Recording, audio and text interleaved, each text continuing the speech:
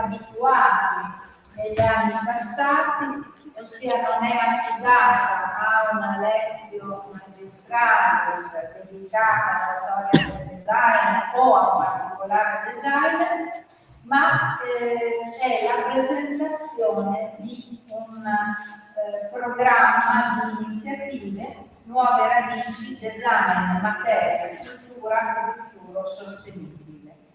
Ecco, queste iniziative sono state promosse dalla ISIA Faenza in partenariato con l'ISIA di Roma, che è l'istituzione capofila, finanziata con fondi PNRR, e si inserisce nell'ambito di un progetto di internazionalizzazione, Creative Competencies for the Social Change, Tradition and Future of Made in Italy. Quindi è un'inaugurazione che in realtà apre l'anno, ma non si conclude nella giornata di oggi, ma al contrario, da oggi prende avvio con una serie di conferenze e workshop che dureranno fino al 7 di marzo. Il programma vi sarà illustrato in maniera più compiuta e approfondita dalla direttrice Maria Concetta Costa e dal professor Ivan Severi. Io però vorrei sottolineare una cosa che tengo molto, perché da questo progetto emerge il ruolo del design come pratica capace di generare valori e processi sostenibili in rapporto a temi molto importanti per il mondo quotidiano. E quindi il tema del cambiamento climatico, il cambio sempre più veloce degli oggetti, la semplificazione emotiva, il tema della migrazione. La terza parte sarà dedicata a design che vengono da altre non italiane, ai quali do un mio più caloroso benvenuto: Rania Manfred Bencala dall'Egitto, Bernardita Mario dalla Cile, Luis Paolo Gopelman dall'Olanda e Lucas Clari dalla Germania.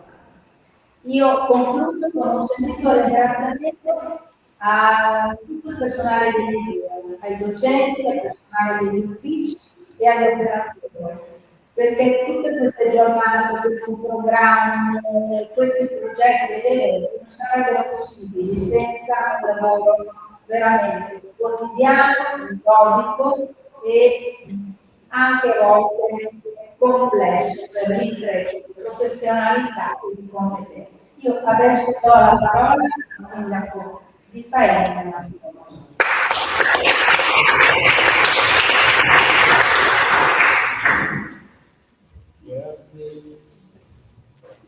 Grazie al Presidente Fiori, grazie al Presidente Cassese che condanna questa spinta realtà educativa della quale fa parte, della quale continua con grande nostro piacere a collaborare, anche con i relatori di oggi e anche i nostri platea. Una platea che ha un elemento, diciamo, di ricorrenza, questa è una giornata che si presenta nello scorrere degli calendari annuali e in nostra istituzione propone sfumature, cambiamenti nella sua attività, diciamo, che io credo si sono elementi che permettono di definire il cambiamento del vocabolario, della sensibilità diffusa, il cambiamento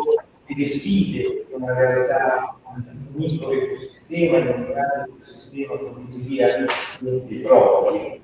Le parole della giornata di oggi non sono le parole che avremmo utilizzato 10 anni fa, sono parole che non solo che assumono una definizione nuova nel lessico diffuso, ma proprio non sarebbero state presenti. E non stupisce perché questa realtà ha io credo come caratteristica fondamentale quella di cercare la realizzazione del processo educativo, ma anche del contributo a incentivare sempre di nuovi la propria città distintiva. Modernizzazione significa sapere a questo tempo parlare e definire in modo laico e giusto radici e sapere parlare in modo laico e credibile di futuro. E qui io credo questo incontro si manifesta anno dopo anno. Noi siamo contenti quindi di partecipare, di interloquire con l'ISIA, che non solo è il luogo di modernizzazione che esce poi dai muri, dalle finestre e contamina la comunità, l'economia nella quale viviamo, ma è una realtà che ci permette di aggiornare l'identità della nostra città. Noi proprio nello scorso anno siamo diventati città creativa UNESCO, con nostra grande soddisfazione. Io credo che lo siamo diventati per quello che abbiamo fatto, e quello che abbiamo fatto con il territorio è anche aver avuto l'ISIA, che anno dopo anno in maniera strutturale e non occasionale ha dato un contributo fondamentale sia a alimentare in maniera diretta la cosiddetta economia a ragione, no? Cioè con tutti questi diplomati che anno dopo anno hanno portato il loro sapere nella nostra società e hanno alimentato la cosiddetta economia della creatività a 360 gradi nei settori propri della vostra attività educativa, e dico estremamente importante perché ci aiuta a produrre più PIL e meno PIL. Dall'altro io credo anche ci ha aiutato a generare dal punto di vista indiretto un tema di economia a ragione, perché come sappiamo qui anche l'amico Tommaso Carrozzi, molti delle persone, di saperi che escono da qui non solo vanno a occuparsi a tempo pieno di creatività, ma portano la creatività dentro l'economia tradizionale e aiutano l'economia tradizionale a essere più contemporanea e più creativa, appunto. Ma per chiudere, io credo che ci sono tre parole che sottolineo: da un lato il tema sostenibile, che anche in questa prima tavola rotonda, design, materia, cultura e futuro, sono quattro sostantivi, gli aggettivi ce n'è uno solo, che è sostenibile, e significa che è l'aggettivo che ormai possiamo rendere binomio con tutti questi sostantivi. E questo si dice che quell'aggettivo è diventato forse l'elemento chiave che qualche anno frequentavamo con spirito d'avanguardia, e oggi è uno dei grandi fili conduttori del nostro pensare, del nostro agire, del nostro fare. La seconda è sicuramente l'internazionalità. Non è un caso che questa tavola rotonda abbia la capacità di parlare in modo così significativo i linguaggi del mondo. Questo è fondamentale, perché credo che anche qui, se l'internazionalità 10-15 anni fa era uno degli aspetti da provare a frequentare, da aggredire anche in termini di sfida, oggi l'internazionalità è una condicio sine qua non per poter essere contemporanei, e nazionali, quindi per dire senza essere folcloristici. E quindi credo che anche questo sia un tema molto importante. Per chiudere, magari anche rispetto, se per tanti anni c'è stata in questa giornata la Presidente Renzo Magistralis, come diceva la Presidente, credo che oggi sostituirla con tutte queste relazioni, la voglio leggere anche come una metafora del pluralismo come categoria del nostro tempo fondamentale, e come scelta anche per sottolineare l'importanza che ha in questo mondo trans, in passaggio di transizione su tutta la linea. Forse è il momento nel quale la molteplicità dei linguaggi e dei punti di vista è veramente una questione che si può permettere di fare la differenza, e credo veramente che tutto quello che ci da questa strada per fare un po' come lo sforzarci per praticare, per mettere nella vita quotidiana del vocabolario del secolo nuovo, cercando anche di anticipare in tante occasioni che sostenibilità, internazionalità e questa attenzione nuova al pluralismo, non come forma solo democratica o interessante, ma proprio come un elemento che ci può permettere di scandagliare di più lo scenario e magari esplorare più sentieri possibili, perché oggi forse ci è richiesto questo, in un'epoca dove non siamo più dove eravamo prima, ma non siamo ancora dove saremo, è il momento in cui è bene esplorare tutte le traiettorie finché un paradigma più complesso non sia arrivato a terra. Quindi diciamo che questa giornata un po' così e continuo a ringraziarvi per il lavoro che fate e per l'impatto concreto che avete sulla crescita e lo sviluppo della nostra città. Grazie.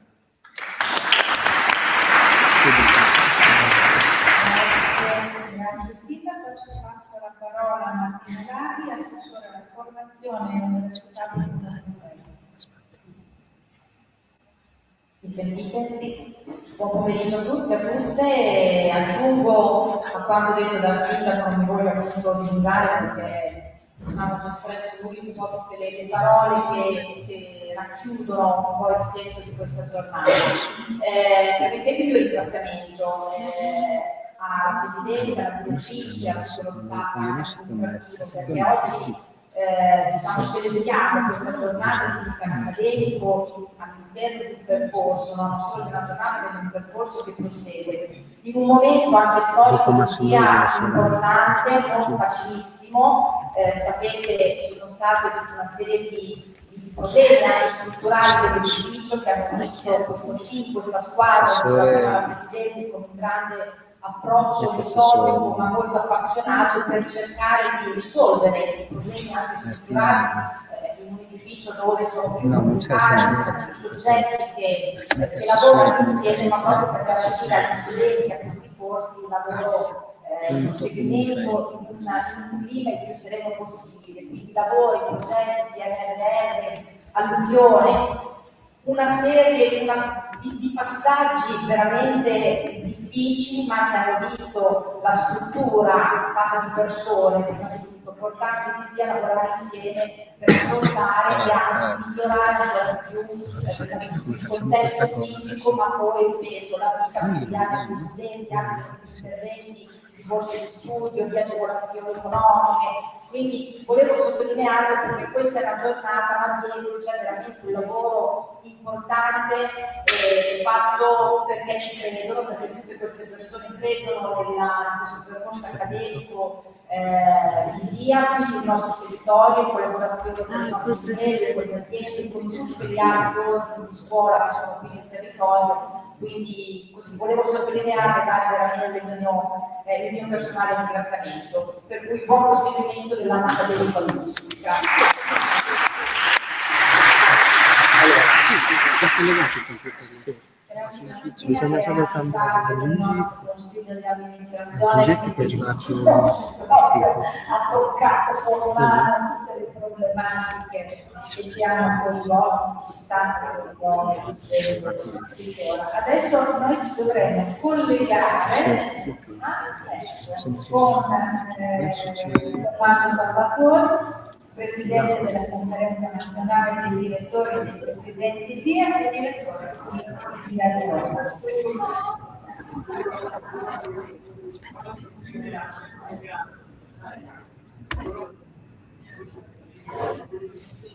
Buongiorno a tutti, spero mi sentiate.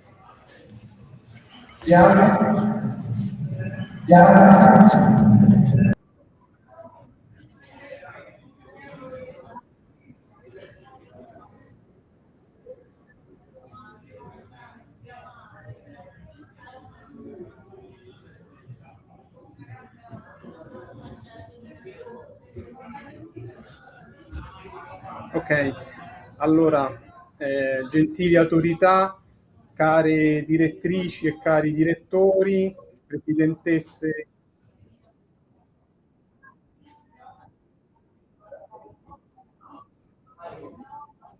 presidenti, docenti, dottorande, dottorandi, studentesse e studenti, illustri ospiti e relatori, è con grande orgoglio e emozione che come presidente della conferenza nazionale degli ISIA e a nome di tutti i presidenti e direttori degli ISIA italiani vi do il più caloroso benvenuto. a Nuove radici di design, materia, cultura e futuro sostenibile. Un titolo che già racchiude una visione, una responsabilità e una promessa.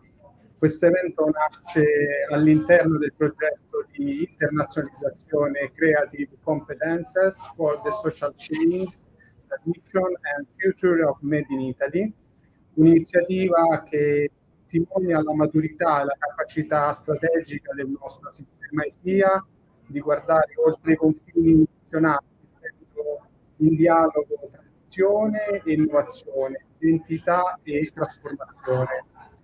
Nuove radici è molto più di un convegno, uno spazio di confronto vivo, fatto di talk, esposizioni, workshop, esperienze condivise. È un laboratorio culturale in cui il design torna alla sua essenza più autentica, progettare il futuro a partire dalla materia, dalla cultura e dalla responsabilità verso il pianeta e la nostra comunità. Questo progetto nasce dalla collaborazione tra tutti gli ISIA nazionali, sia Roma come capofile, sia Faenza, sia Firenze, sia Pescara, e con il prezioso supporto dell'Accademia di Belle Arti di Catania e del St. Louis College of Music. Realtà che testimoniano quanto il dialogo tra i linguaggi dell'arte, del design e della musica sia oggi una leva fondamentale per generare innovazione sociale e culturale. Rivolgo un saluto sentito a tutti i relatori italiani e internazionali che con la loro presenza qualificano e rafforzano il valore scientifico e progettuale di questo documento, e il vostro contributo è la linfa vitale che alimenta un pensiero critico e la capacità di incidere nelle realtà.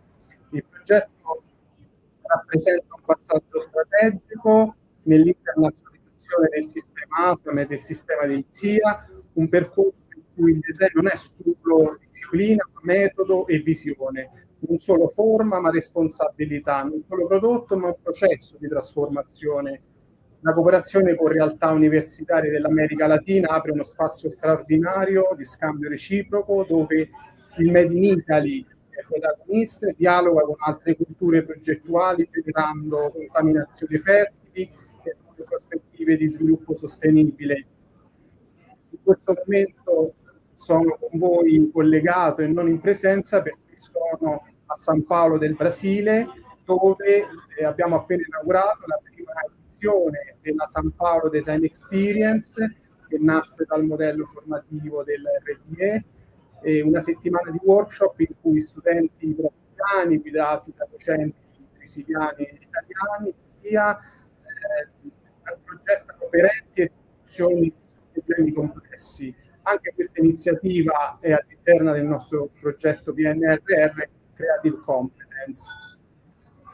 Oggi piantiamo nuove radici che affondano nella tradizione, nella qualità, nella cultura materiale e immateriale italiana, ma che crescono in un terreno globale consapevole, radici che sostengono un futuro in cui il design è strumento di cambiamento sociale, ponte tra le comunità e motore di sostenibilità.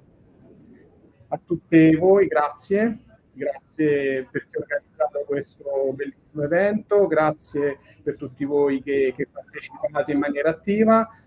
Queste giornate siano occasioni di ispirazione, confronto autentico, progettazione coraggiosa del nostro futuro.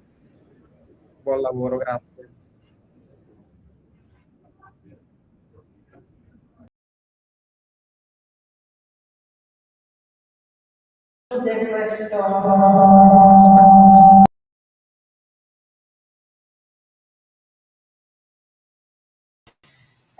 Concludiamo questa prima parte dando la parola a Giovanna Cassese, Presidente Finale e Presidente ISIA di Roma.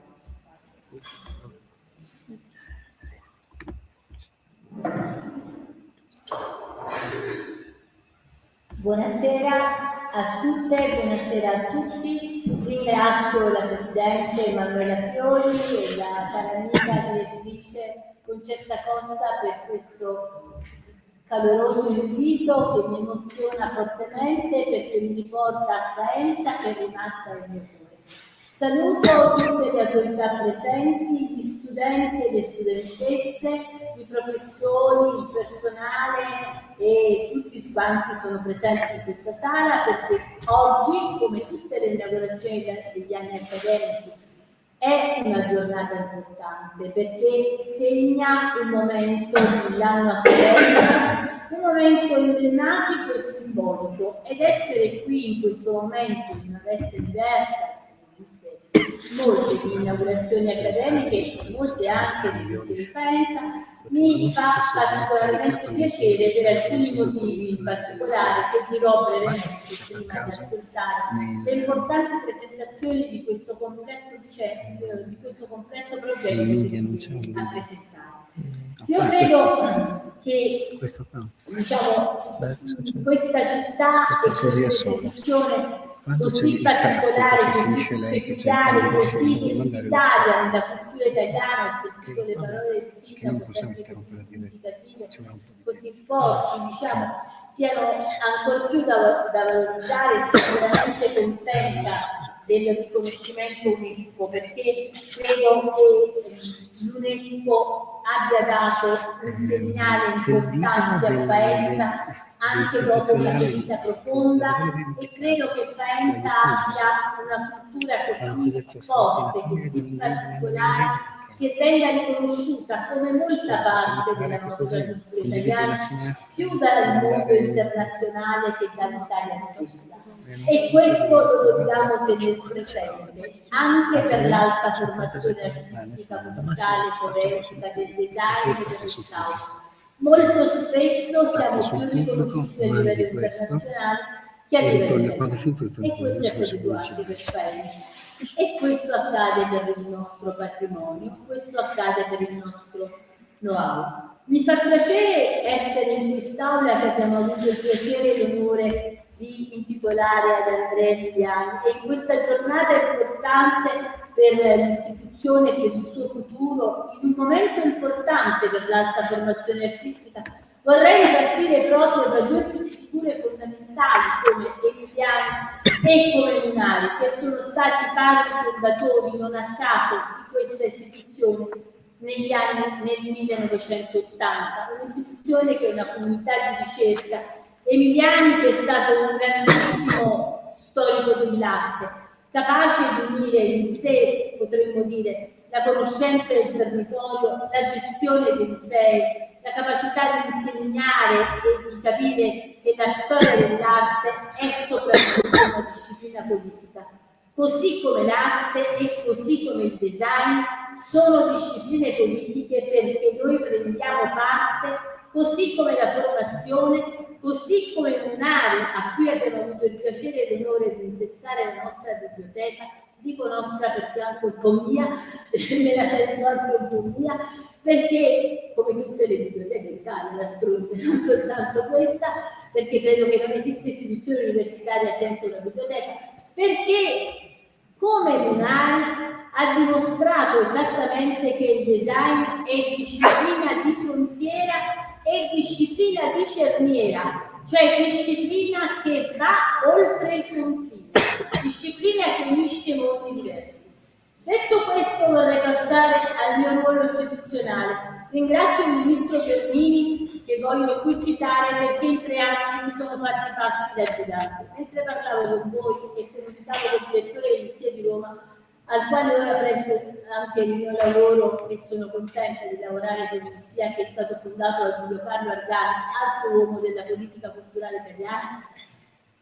Mi fa piacere anche lavorare per il ministro Bernini e per il Consiglio nazionale per alcuni motivi fondamentali. Ha capito perfettamente che l'alta formazione artistica, musicale, coreografica, del design e del restauro è il luogo in cui si fondono le humanities con le scienze, e quindi c'è stata una fortissima accelerazione della riforma.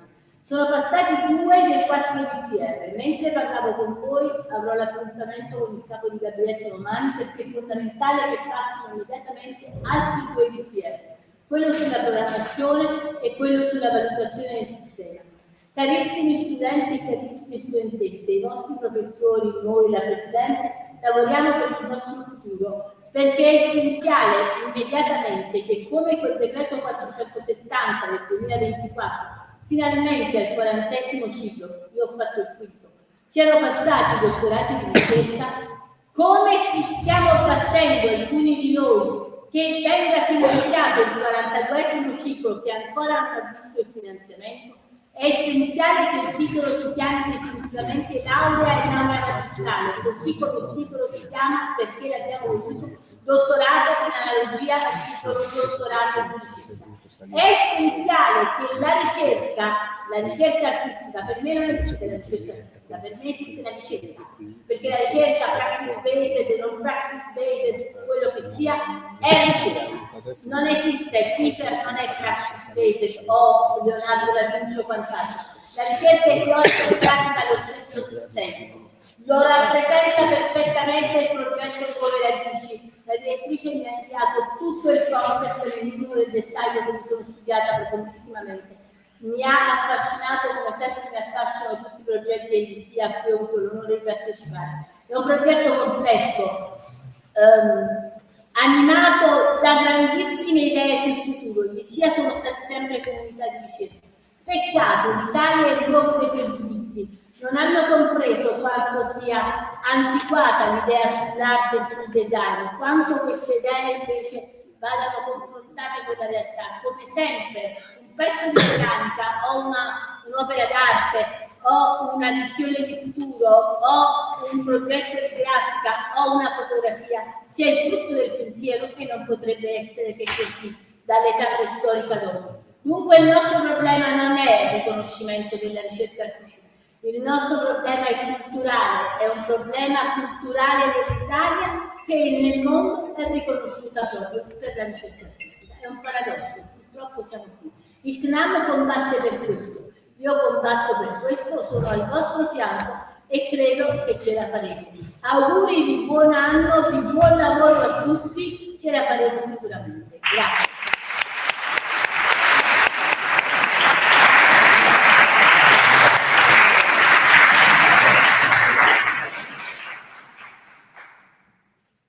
Grazie alla professoressa Cassese per il suo entusiasmo e la sua forza servono a tutti noi per procedere, perché è vero che non esiste il practice based, ma l'arte è ricerca nel settore.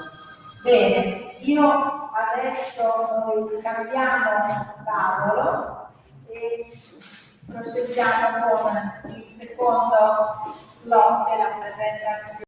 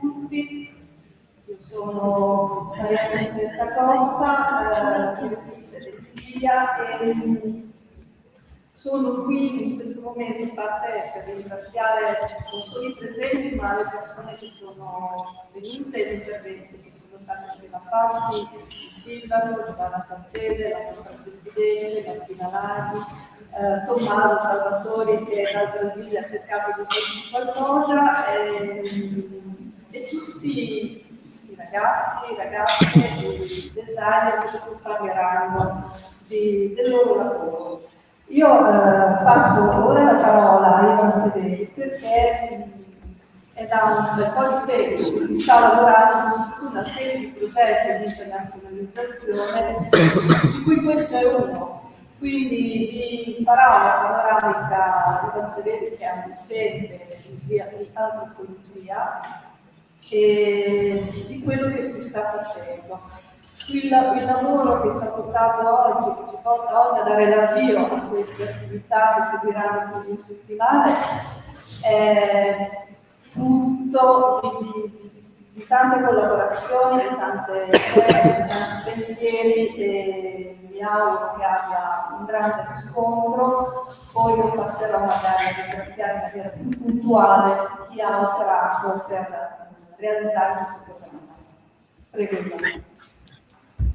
Grazie a tutti e tutte per essere qui.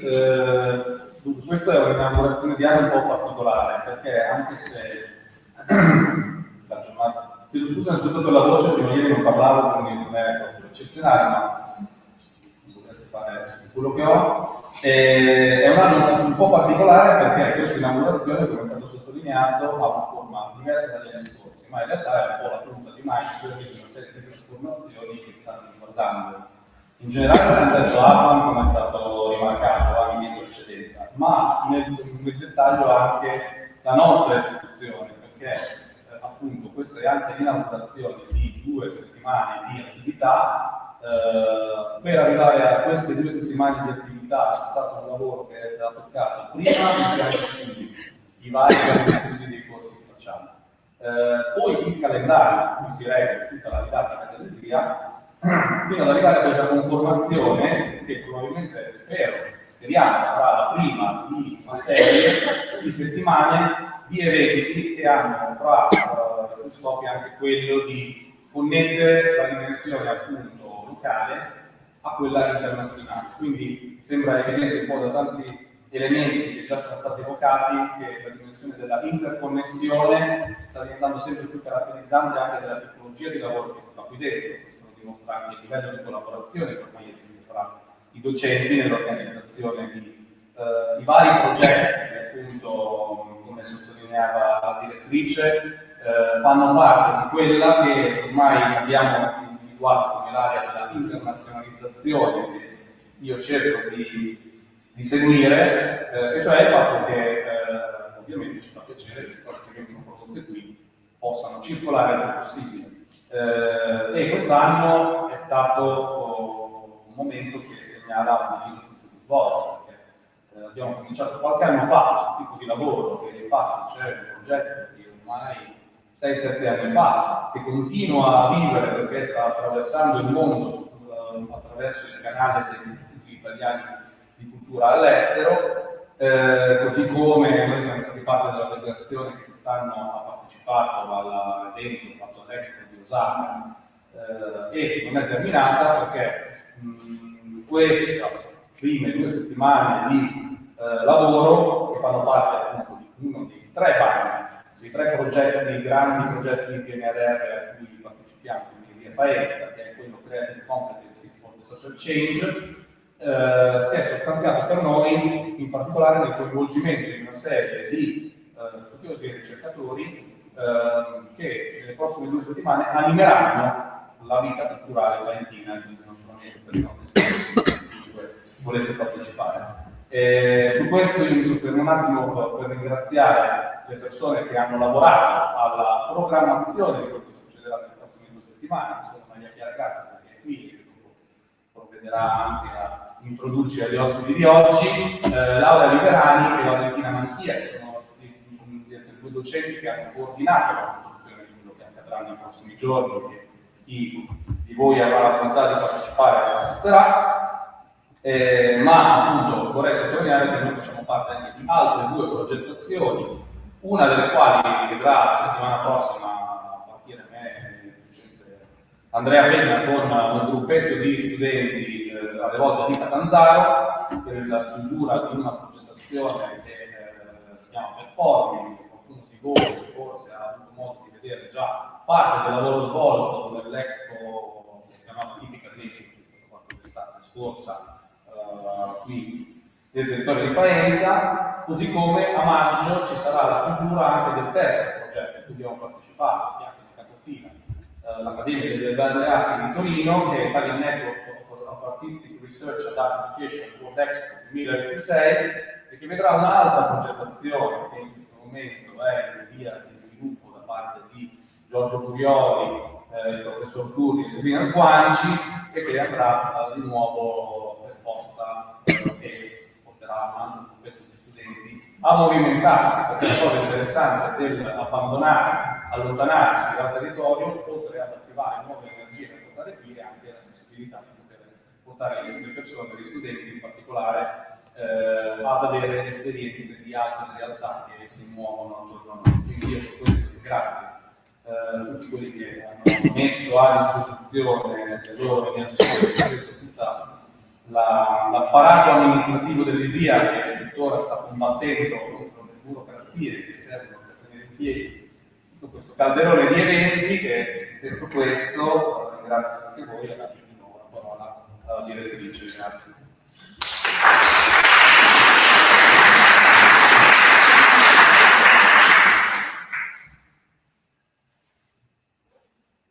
Per quest'anno abbiamo finito con il progetto di internazionalizzazione, ma verso la fine del 2026 saremo protagonisti nell'organizzazione del Premio Nazionale delle.A. sezione design che noi abbiamo titolato Anima Mundi. Quindi a novembre ci sarà un altro momento molto intenso, molto importante.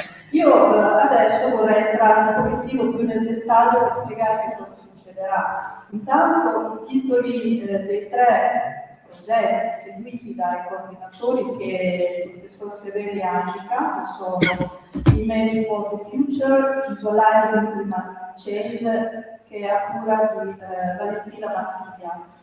L'obiettivo è proprio quello di sviluppare una consapevolezza critica sul fenomeno di cambiamento climatico e sulle sue modalità di racconto attraverso un ciclo di conferenze che poi vi indicherò. Racconti migranti, a cura di Laura Liberani, nostra docente, e anche Valentina Mattiglia, docente di semiotica, non solo da noi ma anche presso le istituzioni universitarie. Così pure come Laura Liberani è docente di fotografia per quanto riguarda il nostro istituto, ma molto impegnata in altre istituzioni. Potrete approfondire il programma e i profili dei vari personaggi attraverso il forum che è nella cartolina che forse avrete domani. In ogni caso questo secondo progetto racconta proprio come attraverso le esperienze dei grandi università italiani del Brasile abbiano creato un legame attraverso la cultura del cibo.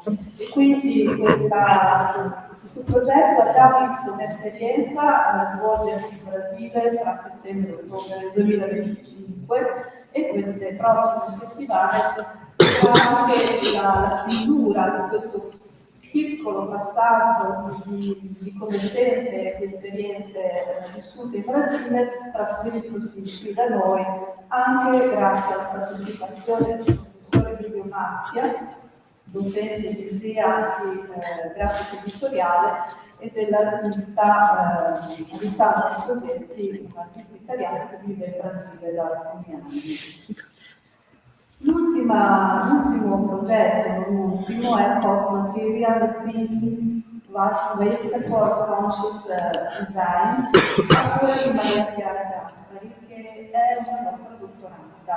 Praticamente quel passaggio che prima Giovanna Cassese ha toccato nell'apertura del dottorato per ISIA per gli altri dal ciclo 2024, dal 40° ciclo per gli altri, ha visto partecipare l'ISIA Faenza con l'ISIA di Roma e l'ISIA di Firenze al progetto di dottorato Design for Social Change, per cui Maria Chiara Gaspari non solo è una dottoranda che segue questo percorso sostenuto da queste 3 istituzioni, ma è anche una diplomata in ISIA e che quindi ha voluto approfondire questo progetto che si mira proprio, sostanzialmente poi ne parlerà meglio lei, mira proprio ad approfondire come dagli scarti di qualsiasi natura si possano ricavare risorse nuove e dei nuovi materiali. Il programma che ci aspetta nelle prossime settimane è costituito da conferenze, workshop ed esposizioni. Per quanto riguarda le conferenze, diciamo che il progetto seguito da Valentina Manchia è fondamentale l'apporto dei vari protagonisti che interverranno nella trattazione di molti argomenti, tra cui Paolo Piacere, filosofo e saggista, nella giornata del 24 febbraio. Tutte le conferenze si terranno dalle 17:30 alle 19:30 e in questo caso la conferenza sarà tenuta online. Successivamente, in presenza, potranno intervenire Silvia Caporesi, che è una fotografa e saggista, il 26 febbraio, con sommersi salvati, raccontare la tenuta del paesaggio, racconterà sicuramente anche quello che è accaduto nelle nostre zone a causa dell'alluvione. Il 28 febbraio Oriana Persico, italiana, artista, cyberecologista e direttrice del centro di ricerca CARE e sensibile all'acqua, i dati come fenomeno estetico e espressione del territorio. Il 3 marzo Salvatore Zingari, semiologo saggista, tratterà l'argomento progettare nell'opacità, semiotica, alterità e crisi climatiche. A seguire Correa Meyer, che viene dal Brasile, e terrà non solo la conferenza ma anche un workshop successivamente. Quindi esperienze come un modo di affrontare l'antropocene. Infine, le conferenze si concluderanno il 5 marzo con Bumig, quest'autore che naturalmente si cela di questo pseudonimo, che raccontare la crisi climatica e il caso degli uomini di pesce. I workshop che si terranno saranno nuovi. A partire da domani, per tutta la settimana, si terranno 5 workshop, 4 dei quali condotti dai designer che tra poco parleranno a questo tavolo contemporaneamente, e quindi impiegheranno tutti i nostri laboratori nel comune denominatore di affrontare ricerche e sperimentazioni sulla realizzazione di nuovi materiali a partire dalle più disparate provenienze.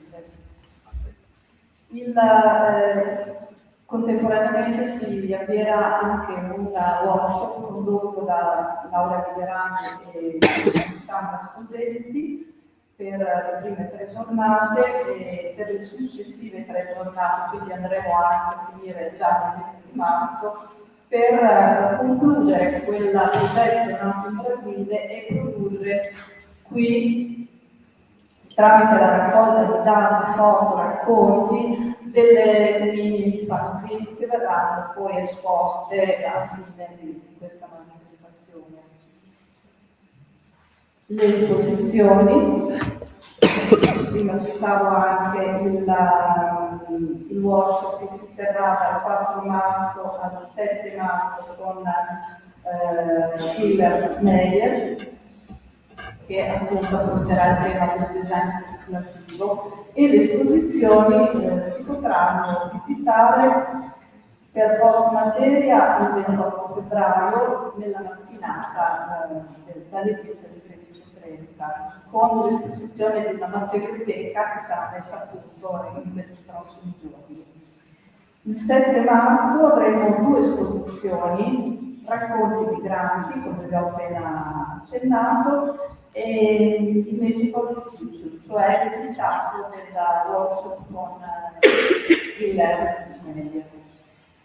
Ora io ho chiamato Maria Chiara Gaspari perché si inizia a entrare dentro questo movimento molto intenso di attività, perché vi condurrà alla conoscenza dei progettisti che sono qui in sala e a cui auguro benvenuto. Quindi direi di passare la parola a loro, rimane qui Maria Chiara e cambieremo il cavaliere per mettere i nomi dei nostri ospiti.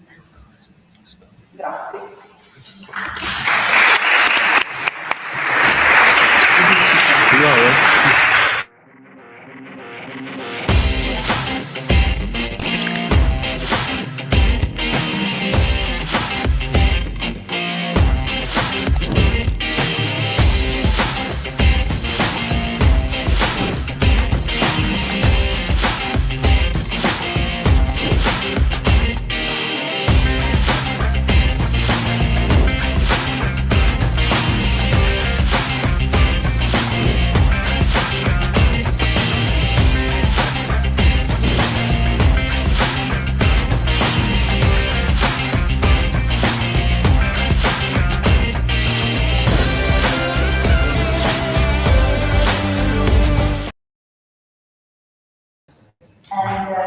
Tonight I'm here as the creator and coordinator of Post Materia, which is a quiz about for conscious design. I'm really excited to welcome you all, especially the amazing designer who have joined us tonight. And I want to truly thank Tane Cada, Bernard Samaranto, Paolo Walkerman, and Chris Craig, who have traveled all over the world to be here tonight. And that really makes the event more special. I just want to give you a quick idea of what Post Materia is about, and then I will give it to our guests. Post Materia is both a space to think and a space to act. That challenge us to look beyond waste, beyond discard matter, and beyond the idea that matter has a beginning and an end. Thinking about a world where waste left, what's left can be reborn as new materials, new world, and new stories. We live in a world marked by overconsumption, and consumerism, fast fashion, and global waste crisis. In fact, wastes are everywhere in our landscape, in our seas, and if we think about plastic waste, even in our home bodies. So climate change is showing us the consequence of our reflex action. And in this event context, under this pressure, Post Materia will be a laboratory where design isn't just about work, but it's about culture, politics, and care. Care for others and care for relationship. Please, let's not forget about relationship, because when we are talking about global waste crisis, we are also talking about social issues. And for this reason, Post Materia offers a space to think and act where design, sustainability, circular economy, use, and care, of course, come together.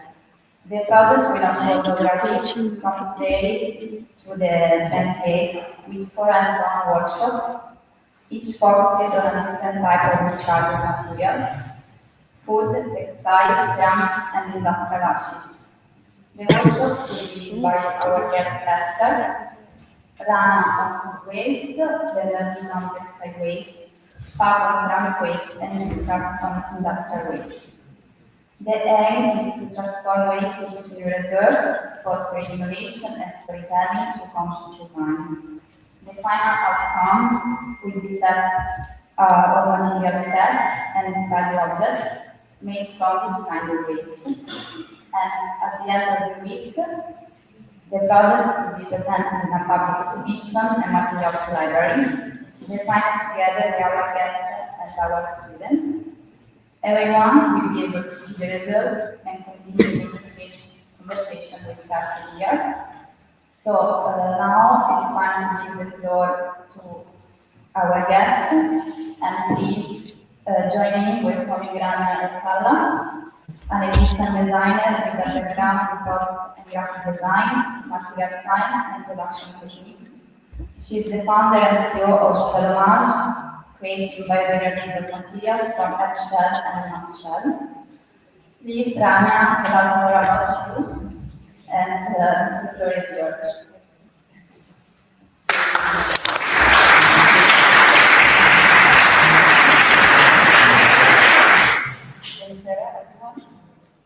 Thank you so much for the great introduction, and I would like to thank you all for inviting me here today to share my work and also experience. I'm so much looking forward to this. Today I would like to present my business that started around 18 years ago as an idea from a university project.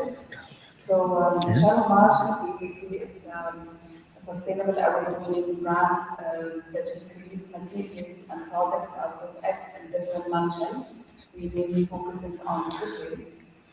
So I'll take you around the whole process. So shell as and March as we want to honor and respect for their journey. We mainly focus on eggshells and walnut, hazelnut, and peanut shells, and also almond shells. We also experimented with like different types of ways as food shells, all types of food waste that work with. But I try to focus on something which is abundant and something that we can use also that has nothing to do with like contamination or confidence.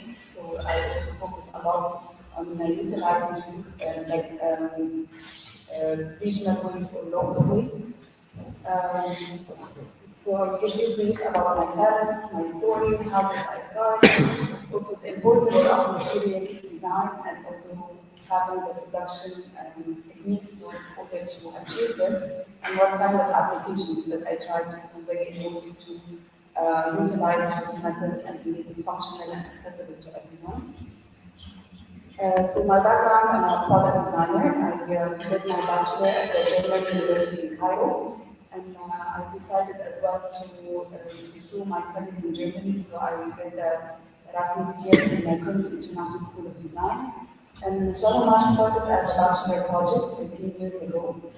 And it started out of like a curiosity or a question asking myself, like one day during practice with the family, what can we do with the material that is so accessible, it's like a mainstream, it's so unrelated, but yet it's still so alien to mainstream use. How we can basically generate something out of it. And basically this curiosity started like lots of years later on as research. And then after pursuing this into my bachelor project and collaborating with material scientists and engineers, I wanted to pursue this idea further. So after working in different product design like jobs, I decided to do my master's degree in this topic, and I collaborated with the biomaterial engineers and scientists in order to help me assist me how to create a fully sustainable material that can replace all waste plastics. And I did my master's degree in Technical University of Cologne, where I had a I would say fruitful experience working with engineers and learning all the science behind it. I also, beside my company, I teach at the German International University in Cairo as a part-time university design lecturer, handling the sustainability track, and also working with the students on how to create all types of materials out of different types of waste, from agriculture to food waste, to domestic waste, and construction waste. And I try to also promote this into the different universities where I collaborate with in order to create and spread the knowledge of how we can design and create their own materials. And I would like to highlight also something that describes my work, that designers should always remember the word fun that exists in function. So it has to always have humor and joy in order to address as well and give the full message to the users. So basically, Salomage is a biodegradable composite material from different nuts and eggs, and it has different properties, and it's mainly used to we use in furniture design, product design, lighting, consumer goods, also 3D printing, and jewelry and fashion. So we control the material properties, so to basically function in different disciplines and applications. And we try to imitate different properties as marble, as natural stones, as glass. So basically utilize different properties in order to have different types of applications and products. And what's unique about the surface design that every surface is different and is never identical, because we combine like handmade techniques with also machine-made techniques to have this personalized look and feel into the surfaces in the design. So from one hand, we try to imitate different properties and textures as natural stone. It could be like elastic as rubber, it could be like marble, it could be like glass. So each set of materials they have different properties.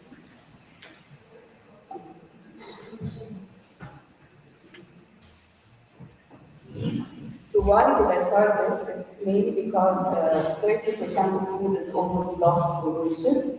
And also food industry is one of the biggest industries in the world. And based on research and statistics, that there are around 159 trillion eggs produced worldwide. So imagine the amount of waste generated from this industry. So I wanted to shed the light into this and basically understand and study each type of shell properties from a technical point of view and also aesthetical point of view. Because basically shell material is like shell, like the egg shell represents 95% calcium carbonate. So it's the same relationship between our bones and flesh. So our flesh on its own can be malleable, not strong enough. And our bone by itself is very brittle and weak. So this is the same relationship between the eggshell powder or the nutshell powder we use and also the plant-based binder. They need each other to complement each other and also have a functional application. So we start to analyze each shell properties and also the different textures, the colors, the strengths they have and their limitation, and how we achieve something out of this practically one single material. So the process I wanted to walk you into the process of how I do this.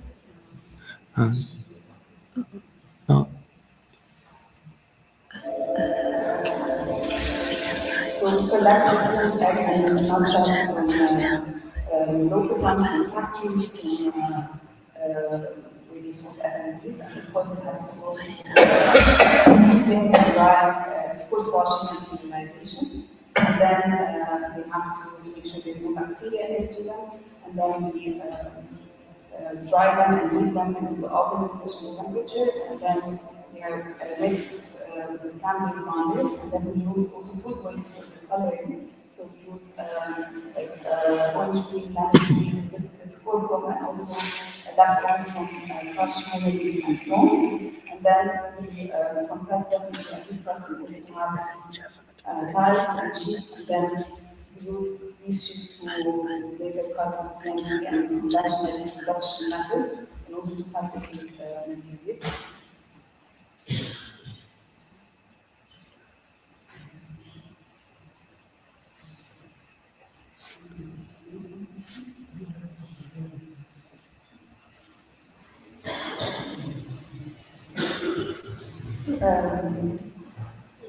And then it was very important for me as well to create a material that is also accessible to different designers or producers, that they can use conventional methods in order to work with this material.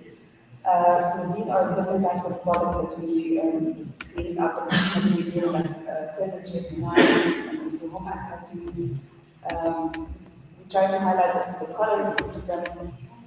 This was a collaboration I did with Samsung with the launch of their flagship phone. It was launched into the United Emirates. So I came up as well with the material design concept that the colors have to reflect the country which was United Emirates during that year. And so I came up with the colors, the green represents my industries, the white and orange. So each color has a presentation and reference into the country. As well, it was printed on, so the material can be printed on. So this was also a very interesting collaboration because like having something from nature combined with something super advanced and technological in the industrial design field, so to have complete opposite materials next to each other. This was this collection and done with called Planet Wave. So it's a flat pack series of stools and tables. And we also, in the communication of the collection, tried to emphasize like how many sanitizers are used into one product to also nudge like the end here about the things that we utilize and things can come back to us in a completely different way.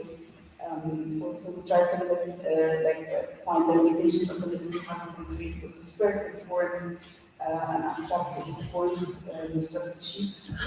So here it also wanted in this collection to use just one material, and there is no tools in order to assemble it, so we just need to assemble it in 3 seconds. It's just simple parts, and only focusing on the beauty of the material and textures itself. Also, another collection that was presented in Milan Design for Objects of Hope, so that we promote also like everything we use on daily basis that even have messages like this is made by graphics leftovers, this is made by creativity leftover, that things can come back to us to also change our behavior, our consumption. And we have also series of daily objects. So it can be used into things, it's very stable to be used into tabletops, into flowering, into different types of products that we have. So we focus a lot on the haptics and the textures of the materials and also the colors we use, so that every piece is never identical. And we come up with a surface design as well. This is a series of hangers, metal hangers. They are inspired from the metals, and they have a secret storage into them. So also it's sold in one piece or like as a module. Each user can make their own pattern on the wall. So also engaging the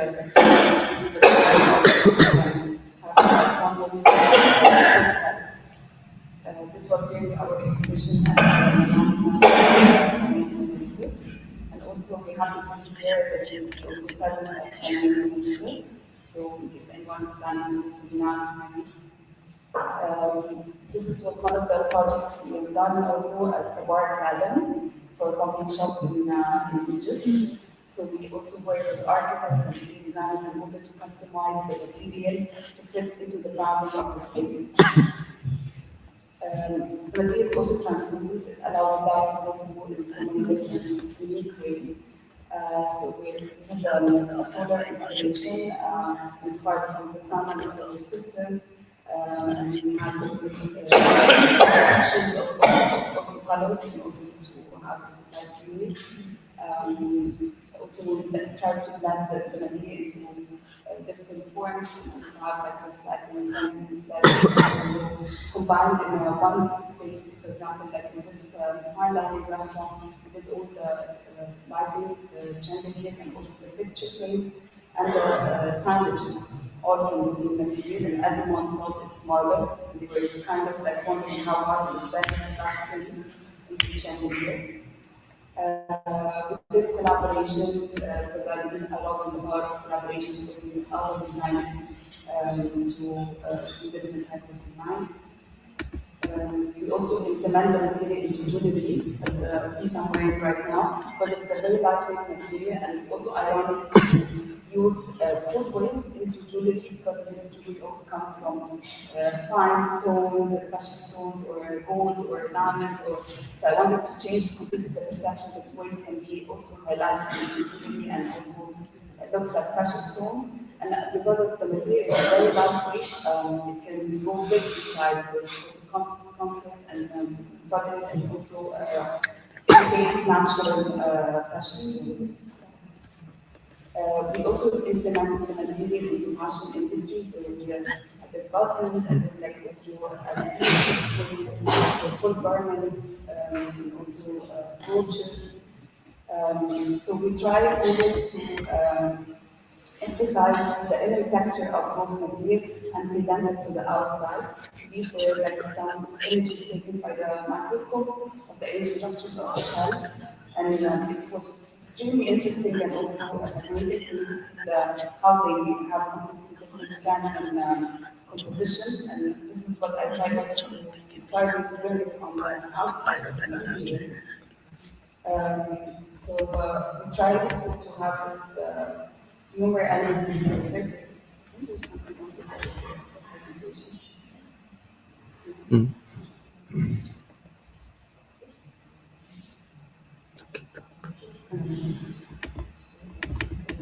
So this I wanted to show actually this dress. So this was a collaboration with Egyptian designers. So this is all made from eggshells, and it was featured in Forbes Sustainable Fashion Show in the Netherlands.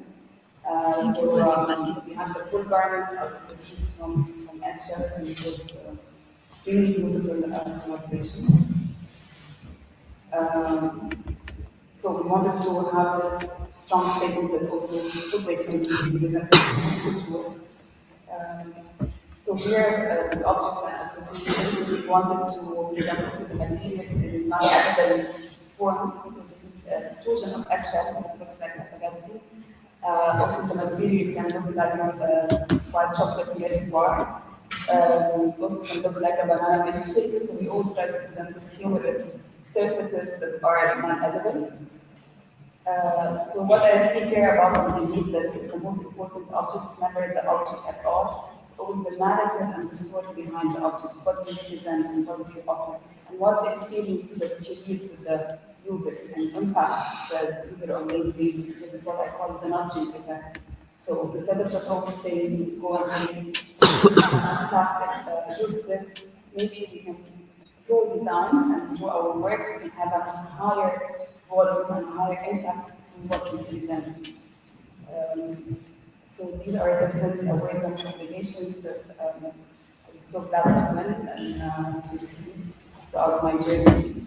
And this is actually what encouraged me also to the way to start this as a business, because when I found I was exhibiting in exhibitions and had different awards, and people requested why we don't have this available or commercially there to be able to use it. This is what encouraged me to start this from a university project into a business and make it available to users.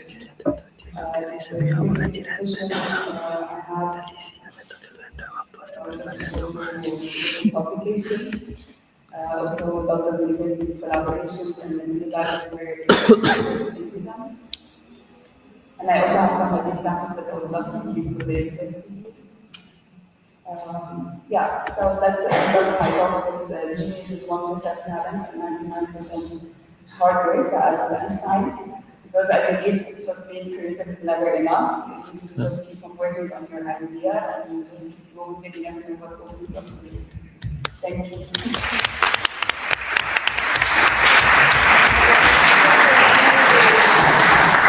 Thank you, Rania. It was so inspiring. And then now it's turn to Bernardina Marambio, an industrial designer from Chile. She works across textile, furniture, and packaging and more. Always exploring new material possibilities, but she be the one to let us know about the work. So the floor is yours. Thank you.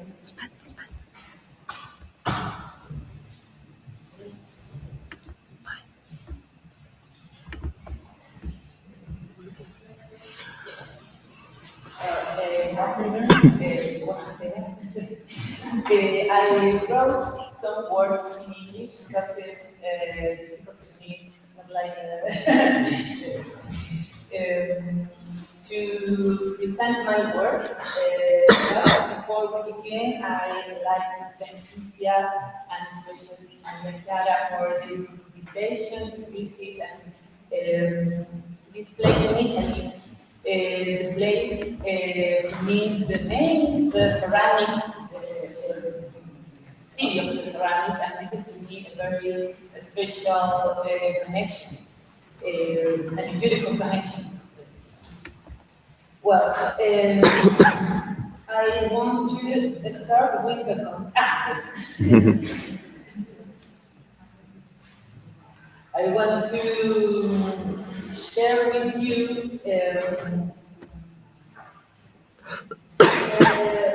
I want to know about the context where I'm from. I'm a designer. I went from Chile to America, along countries of America, along the land that frequently experience earthquakes, bordered in one side by the Pacific Ocean, the other side by the Cordillera de los Andes.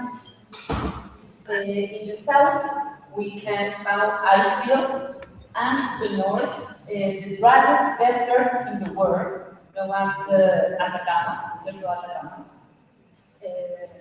It's a landscape often compared to other planets, where you can see unique skies, salt floods, extreme wildlife, and a surprising phenomenon when exceptionally the desert flutes. You can see this spectacular clouds in the driest desert. Within the same land,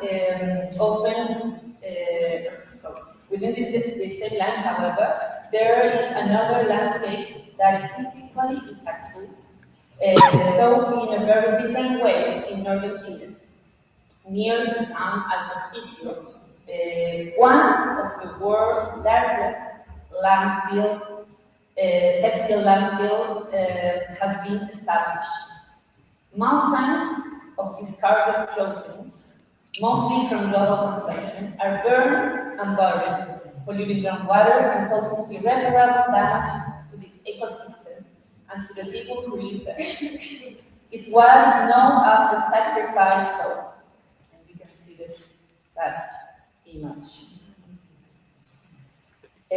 Within this context, I would like to share with you part of my work, which aims to invite us to think deeply about new raw materials that have come to exist, mostly as a byproduct of waste and in a series of different formats. It also explores the use of transformative technique that has been associated with textile for centuries, a technique that serves to modify the structure of a plastic. I want to share with you like a history line about my work. In 2008, it's the first time I heard about this issue. I was a design student, like here, and my teacher asked us to design a conventional object using an unconventional technique and material. The material show up in thrift stores to build it generally. When I speak of these stores, I don't want you to picture selected or vintage fashion garments or even flea market items.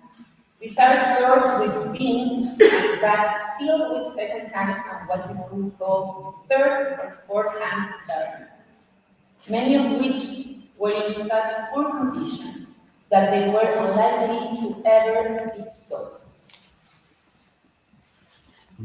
Among these garments, I chose wooden down shirts for their colors and colors.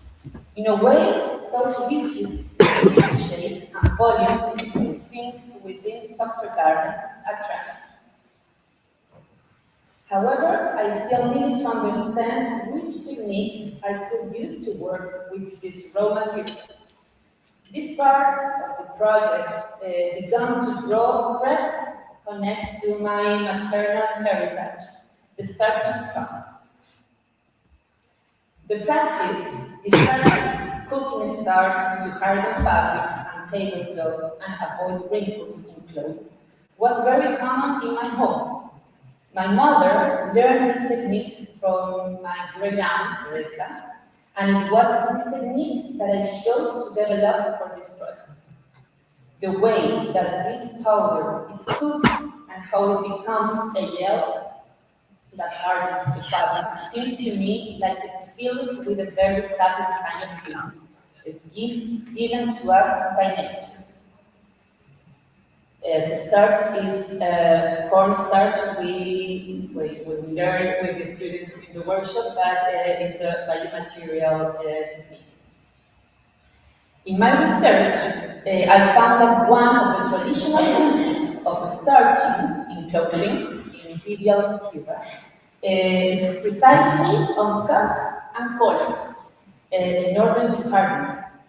Suddenly, the choice of the shirt began to make even more sense. The material, the garment, and the technique were once again aligned.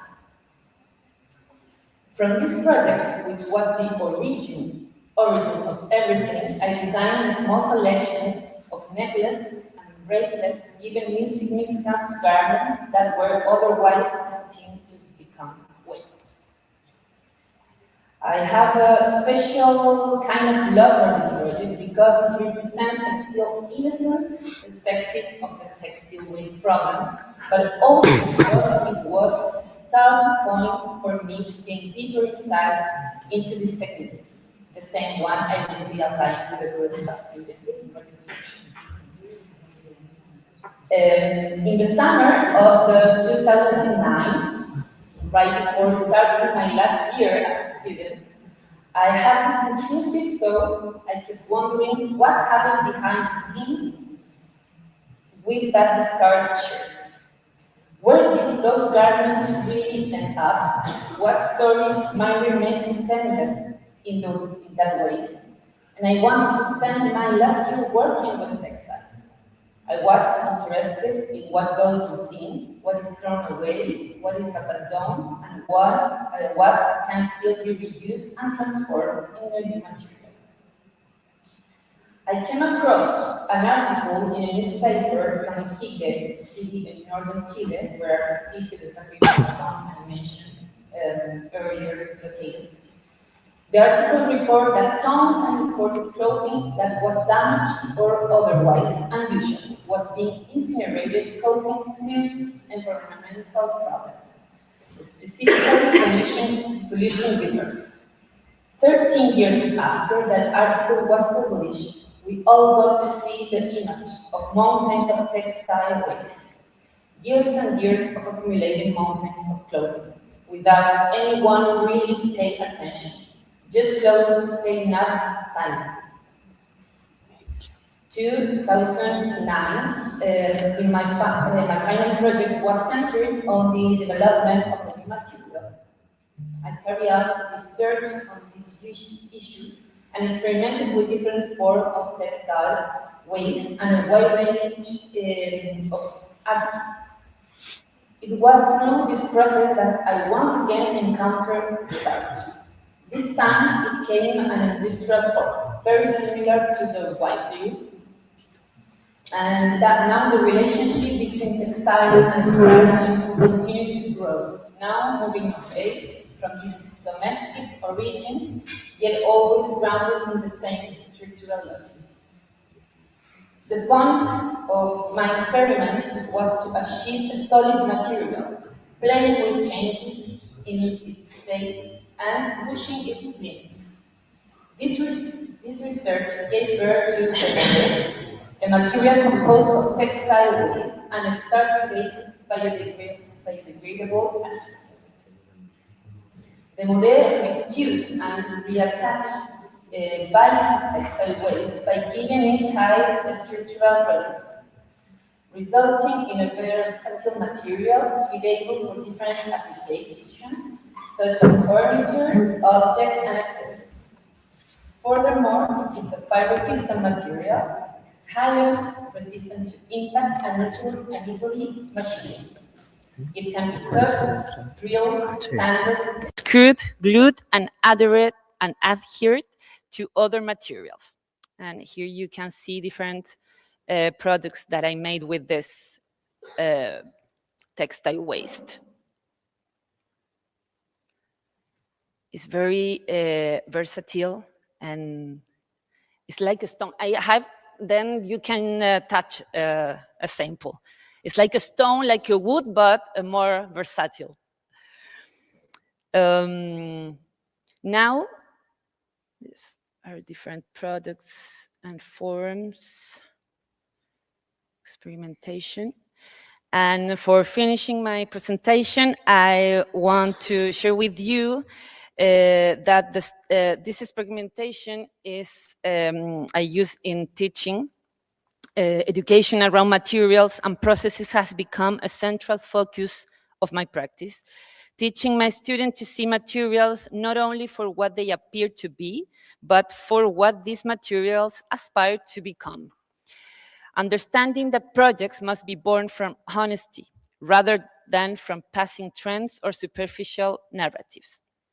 Today, I return to the origin of this project using starch and textiles, to return to a slow process, to passions, to considering history while favoring hands-on work.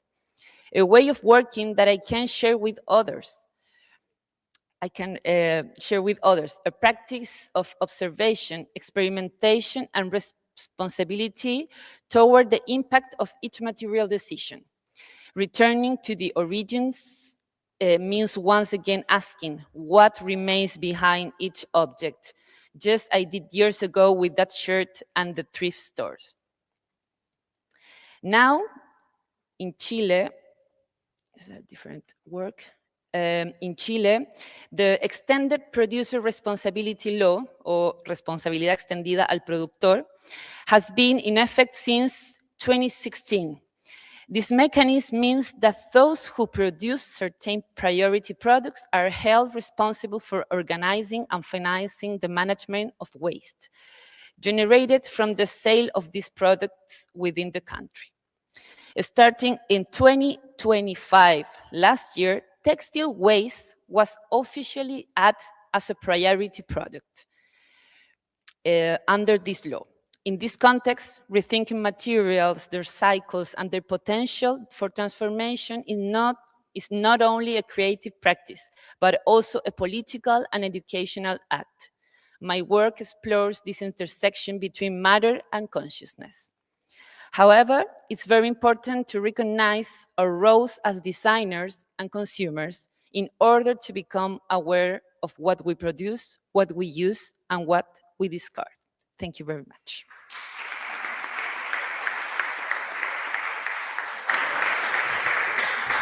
Thank you, Bernardita, for sharing that amazing works. Now let's hear from Paco Bockerman from the Dutch studio Tasdet. Paco and the studio explores unconventional materials like industrial waste to suggest alternative futures. Their work spans design objects, interiors, exhibitions, and architecture.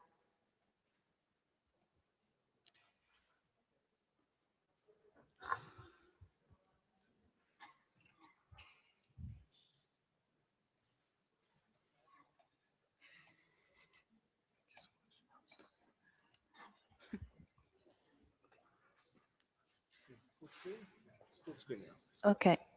Paco, it's up to you.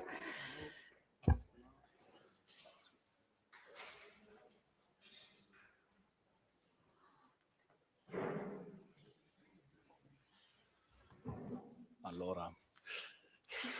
Well, first of all, thank you so much for having us. Grazie per l'invito. È un piacere. That's as far as I go. Thank you, Maria Chiara. Thank you for everyone who I haven't met yet. Thank you, Presidente Fiori. Thank you also, amazing tech team, for sorting everything out. Yeah, it's a pleasure to be here. It's a pleasure to be in Italy, and I will go through a bit of who we are, show you some of our work, and then end with a few reflections, and I'll try and keep it a little bit short. So the studio is called Studio Thus That, which is run by myself and Kevin Roof, who we met each other in London at the Royal College of Art during our masters in 2017. And we're based in Amsterdam. And the studio focuses on material exploration, but also on storytelling, and more broadly, the theme is sustainability, but it's not always the focus. And it's a research-led practice, and we try to talk about the more hidden narratives of the materials that surround us every day. Maybe first let's start with the name. It's a bit of a tongue twister, but it has a logic behind it. So we have the thus and the that. The thus is the deductive, the research, the experimentation, and kind of the contextualization of our work. And then the that is the demonstration. It's about making, most of the time physical. It's about demonstrating, collaborating with architects, with material scientists, and manufacturing partners. And most of our work is kind of at the intersection of design, industrial production, and science. And that means that we spend a lot of time in university, we spend time in factories, and then we try and push this work outside into the real world and work with architects, brands, etc. Mostly we're known for our work with waste, and mostly, especially from the mining and metallurgical sector. And you might wonder why waste. And for us, materials are systems, and usually these systems are quite invisible, and you don't see all of the elements of that system from the get-go. They're systems of extraction, of refining, production, consumption, discard, end of life. And waste for us is one way to expose those systems, and it acts as an entry point to unpack and communicate these systems. And I figured maybe it's nice. I think we already spoke a lot about waste. So from my perspective, I would like to make an attempt to define waste, what it is for us. Because Brian Thiel defines it as every object plus time. And I think that's very true. But that means that it's an end-of-life waste. And we see that a lot with textile waste, with food waste. But we most of the time deal with a different kind of waste that we never see, and we call it the before life waste. And it's the waste that never reaches our hands and that we never see. And Kate Thopper says, the remains of human productive activity and like waste is the remains of the human productive activity and consumption. All animals excrete, but only humans create waste. And I think that's a more inclusive and a more complete definition, because it by definition includes this waste of the productive activity. And then more generally speaking, I think for us waste is one of two things. It's either a lack of perceived value or a lack of usefulness. And we try in our work to tackle that with two different approaches, or sometimes they work together. It's either the narrative and more the storytelling part and the aesthetics, and then the functionality, bringing back some sort of usefulness. And I'll just go into two projects quickly. And the first one tackles mostly this narrative angle. It was our first work that we did during our time in London at the Royal College of Art. And we made ceramic tableware from red mud, which is also known as bauxite residue, which is the waste of the aluminum industry. And basically we started by looking at aluminum and realizing that this is how we see it. This is how it looks like before it comes to our hands. But aluminum is not mined as a shiny metal that we know, but it actually has much muddier origins, and that fascinated us. So this is actually where it starts. It's bauxite ore, which is mined in places like this, in Australia, in China, in Guinea, and is then shipped around the world to refineries where there's energy, cheap energy, infrastructure that's already developed, and capital investment that's readily available. And most of the time, not always, but most of the time, that means that these extractive processes happen in the global south, and then it's shipped to the so-called developed world. And then in the refinery, we take out the aluminum, so aluminum oxide, and that then is melted into aluminum, the metal that we know. But you might wonder, if we go from a red rock to a white powder, we lose something somewhere. And that's red mud, that's bauxite residue. It's very caustic, so it has a very high pH value, and it has quite fine particles, so it's considered a hazardous waste in a lot of legislations. And crucially, we produce a lot of it. So for every part of aluminum, we produce 2.5 times the amount in red mud, as you can see in this image. And there's a lot of it. We produce 150 million tons each year, and it's left in these landfills because there's no other way to deal with it. And these landfills are usually next to the refinery. So in this image, you can see there's down on the bottom right, there's the refinery buildings that look like this. And you could, when you zoom in, you see the real scale. And then all of the surrounding ponds is waste. And I think it's quite telling that we both used some satellite images because the scale is just so massive that you look from space to see it. And also Google Earth is a great resource for that. I'm sure you know. And it's not very, it's not foreign to Italy either. This is in Sardinia. I was there a couple of years ago, and it's in the south of Sardinia. It's a aluminum refinery, and they have the same issue. They actually discarded the waste into the Mediterranean until I think the 70s or 80s, and then they had to stop. So now they're landfilling it on land. And while this makes for really pretty satellite images, there's obviously environmental implications. And for example, these are images from Hungary in 2010, where there was kind of like the Chernobyl of the aluminum industry, where one of the dams broke and millions of tons of this hazardous waste spilled into the landscape, but also into the nearby village, and it killed a bunch of people, and it was not good.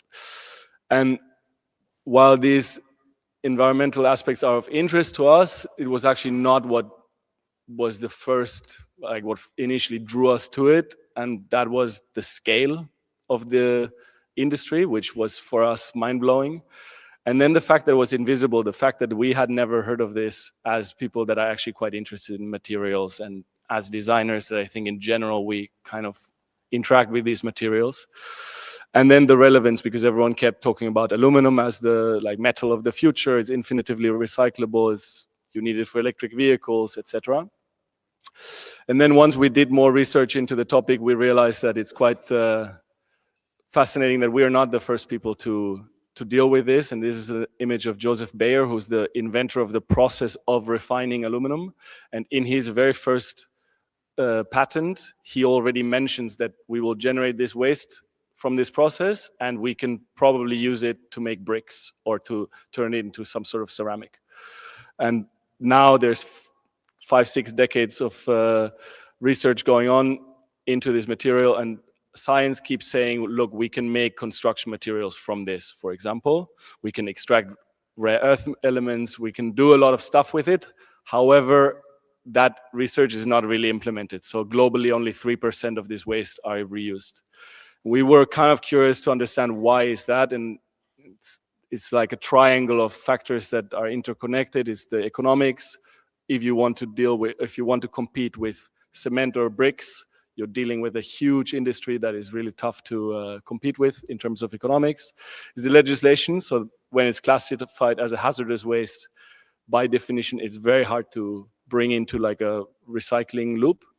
And it's also the public perception. So people, especially in architecture, are very, very wary of living in something that is made from waste. And it still has this kind of like dirty connotation.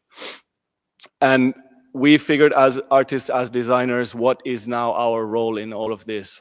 We work with scientists. Everyone tells us it's not easy. It's very difficult. The industry that we talk to seem to actually be curious to find solutions, but they didn't manage anything.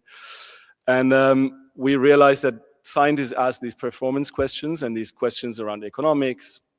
And as a designer, we're much more free than that. And we can actually ask almost philosophical questions. And we can aim to change public perception.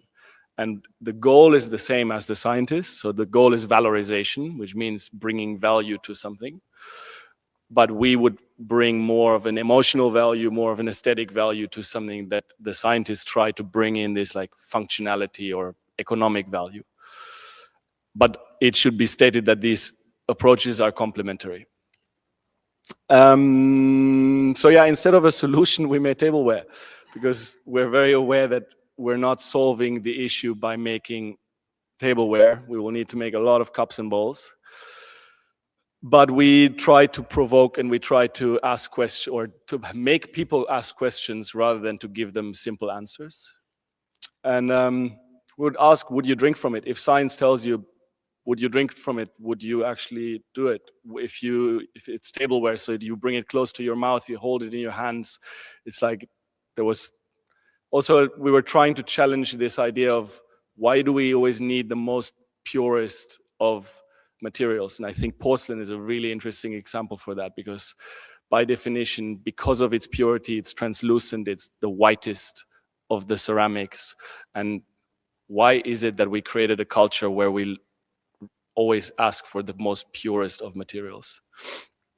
Yeah, so working with scientists, we kind of understood that this solutionism is not bringing us anywhere, and we try to, in the best case scenario, suggest possible and maybe more optimistic futures through our work. And that's kind of, this is what I was greeted with in Faenza, this beautiful building of the city of ceramics. So in the workshop, we'll try and deal with a bit of this. It's not necessarily only about ceramic waste, but it's about using industrial wastes in ceramics. And it's both try and explore them as new and functional materials, but also to try and make visible the systems and the stories behind those materials. We'll make some ceramic bodies, we'll try with glazes from ashes, we will make some objects that just communicate. And as a disclaimer, a lot of this is new for me as well. The materials that I brought are not the same ones that we worked with before, but I think that makes it more exciting also for everyone to see what happens and see what we can achieve. And then the second project I wanted to quickly talk about, I'll fly through this a bit quick because I think we'll be mindful of time, is called This is Copper. It's the project that we did as a second project after the aluminum project. It was quite interesting to us because copper, again, is very relevant for any kind of electrified future. So if you want to have wind turbines, a wind turbine has 5 tons of copper in it. So we need to do this mining, and we cannot simply be activists and say, hey, we need to stop mining if we want the wind turbine. Maybe we don't. And that also means that the demand is growing incredibly fast. Actually, I'm really happy that there's a Chilean person next to me, because the biggest open pit mine is in Chile. Maybe, is it this? Yeah, there we go. Well, first of all, the ore quality is decreasing while the demand is increasing. And that means that we just need to excavate entire mountains to satisfy this demand. And that's already horrible in itself. However, it also means that we're producing more and more wastes, because you're excavating soil or ore that has 0.2% copper at this point. And one of those wastes that you create is slag, is scori. And it's kind of like a man-made lava. It's very like trippy if you look at these images. And it's basically all the impurities that are skimmed off during the smelting process.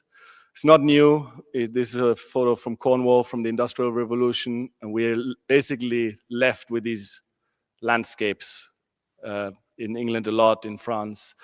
But this is not only old slag, also new slag, so recycling also creates slag. This is a contemporary pile. And this is in France, so we create these entirely new landscapes that emerge.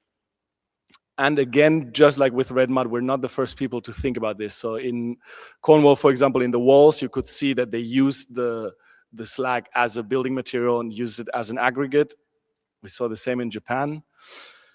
And for this project, we worked together with an academic institution in Belgium that they invited us, and we did it basically like a residency. In hindsight, it feels like a residency where we spent 3 months with the PhDs and the material scientists there, that they were working, they're kind of the world experts on what to do with these slags, but they have the issue that their work doesn't really leave the lab. So they stay in this, like making small samples and then write a paper about it, and then it kind of gets lost.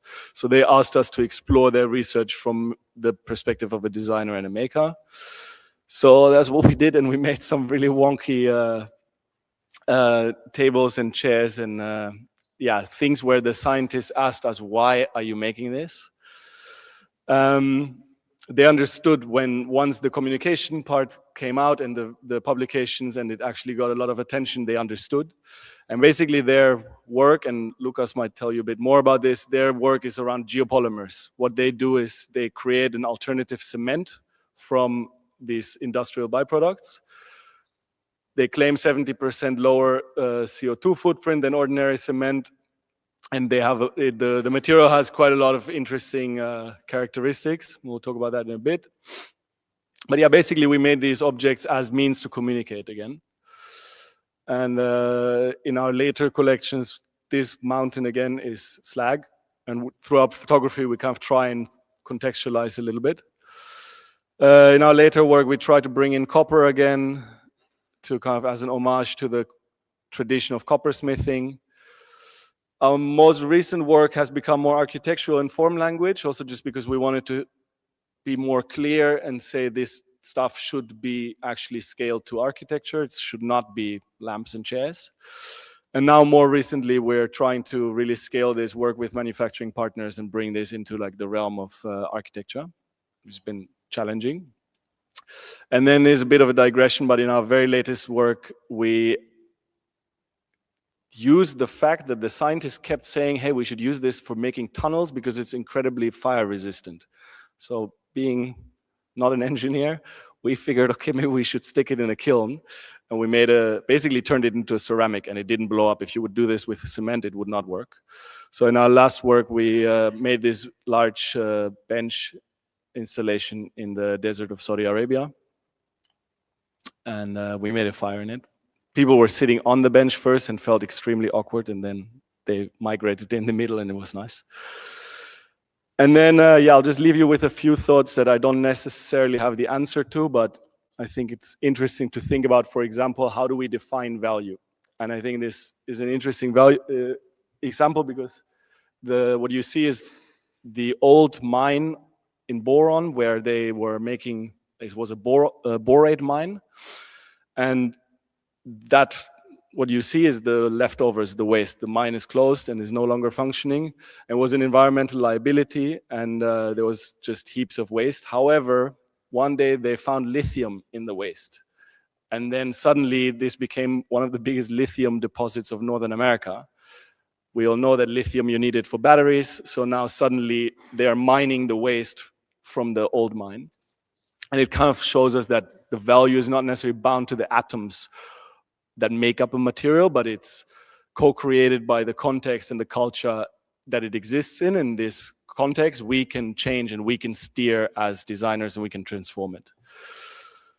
Then another example is, or another question is kind of how, if we then create these new materials, how do they enter a vernacular language? Like how does that work? And how do we define an aesthetic? And I think concrete is a very interesting example for this, because at the beginning, in the 1800s and early 1900s, it was kind of seen as this fake stone, and it was inferior to natural stone, which, I mean, we're in Italy, there's a lot of beautiful natural stone around.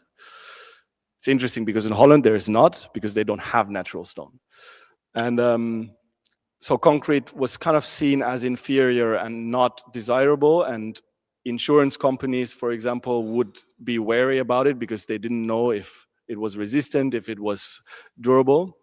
And then through a long process of standardization and building codes, and also just economics, where it was cheaper and faster and more flexible than masonry, we created this culture. And then that ended with, or that peaked, I guess, with modernist architecture, Le Corbusier and the likes, that really pushed a new language with their brutalist architecture and elevated concrete as this honest, sculptural and democratic material.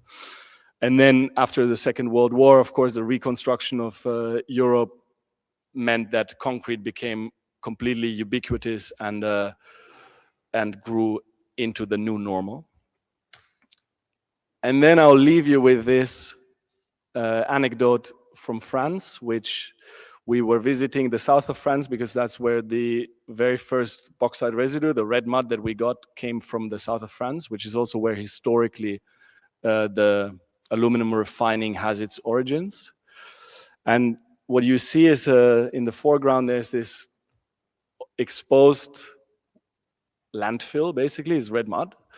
And behind it, you see a handball stadium, or yeah, it was a stadium. And basically the question is, are there limits to aestheticizing the unwanted? Because what happened is that this stadium was built, and now this whole landfill, it's a landfill, it's not supposed to be there, is part of kind of the cultural heritage of the region, and locals resisted. The government recently wanted to clean it up and make it nice, and since there was this place of culture, and locals had associated this red landscape with this black, it's actually black, it doesn't look very black here, but it's this black box in front of it. It became this icon of the region that kind of symbolized the ingenuity and the industrial past of that region, and it became heritage. And people actually were on the streets and demonstrated that they did not want them to clean this up because it was so iconic to them.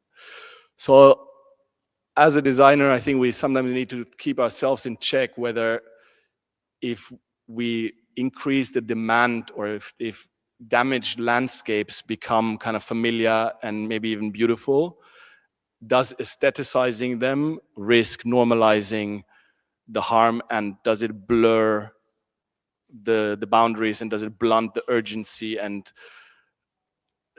do we actually make matters worse, or can we invite empathy and stewardship and change through our work? And I don't have the answers to it, but I think it's worth thinking about. Grazie.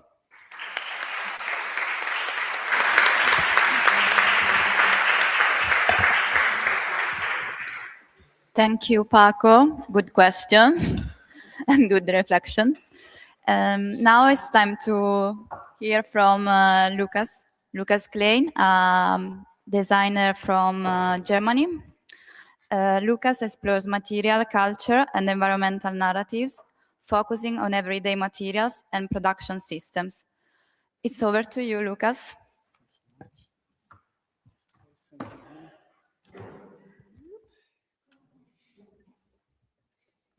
So, hello.